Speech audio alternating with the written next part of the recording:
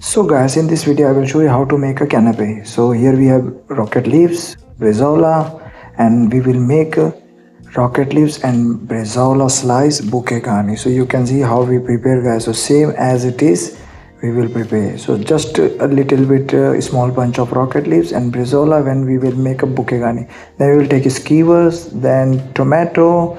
Then you can see we already prepared those bouquet garni with the brezola and rocket leaves, and then we will put this balsamic glaze, which is very important for Italian canapé, right? So this all canapé which we are making, it's Italian canapé. And in the last we will put this cherry tomato which I was showing to you guys. And this is our canapé with the rocket leaves, brezola and cherry tomato. So it's a very simple canapé you can use in your home also guys. So thank you so much. It's very easy to make guys. You can try in your home please.